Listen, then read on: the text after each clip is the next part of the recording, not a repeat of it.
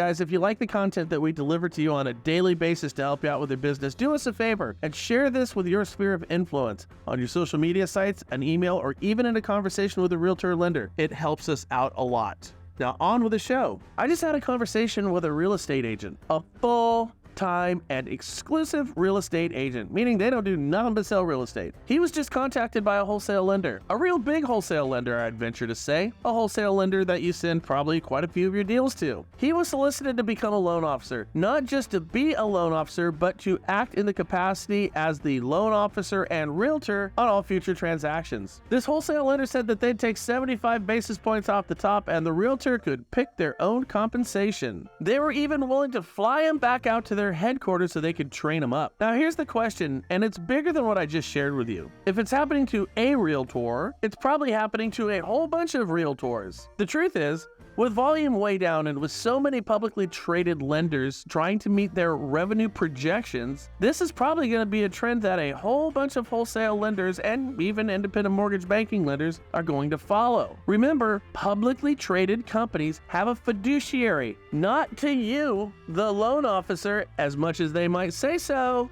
They don't, but to their shareholders. This was always my beef with Zillow. They claimed to be the best friend of real estate agents, then they became realtors and were competing head-to-head against them. Why do you suppose they did that?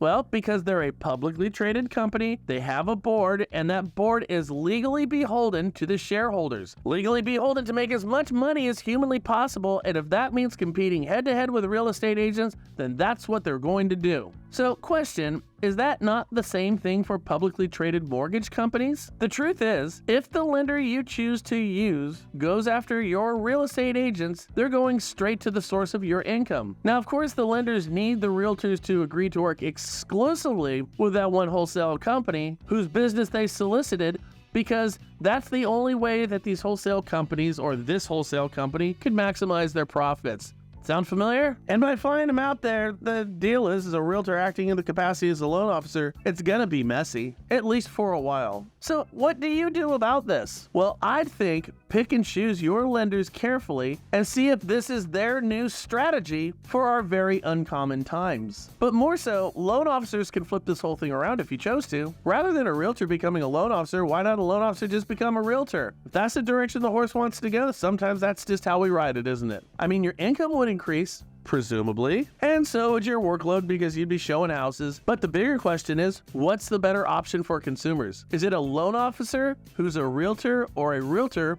who's a loan officer? Now, this is undoubtedly going to ruffle the feathers of some loan officers out there because some of you believe these wholesales are working exclusively with you and not looking outside of that box. But I also think that some loan officers are just working from a position of entitlement. They can't do that. They can't go after realtors. This is a bunch of bullshit. They've got their fiduciary, remember, not to you. But maybe it is a bunch of crap. But it's kind of like what happened when you guys went after the wholesale lender scenario and now with the trigger lead conversation. Why? Well, because trigger leads trigger you. And to act up in arms about this whole thing smells a little bit like pandering, doesn't it? Stop all this pandering! The day electricity was invented, oil lanterns were obsolete. The day the combustion engine was invented, the horse and buggy was also obsolete. I mean, with virtually every aspect of a loan now automated, the question is, why did it take this horrible market for these lenders to come out and realize this? I'm not saying the role of the loan officer is obsolete.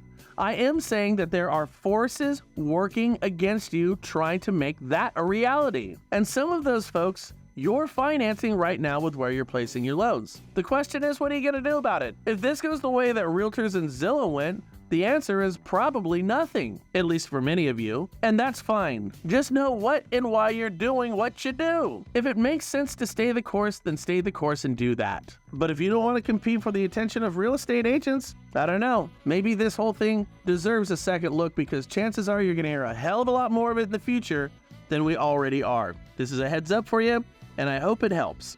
Hey, listen, Carl White, the Marketing Animals, they have their breakfast club every day at 5:30 Pacific Standard Time for loan officers. And on Monday, I'm going to be giving industry updates. So check out the breakfast club. It's not going to cost you a dime. All you have to do is click the banner down below and see me at Monday, bright and early.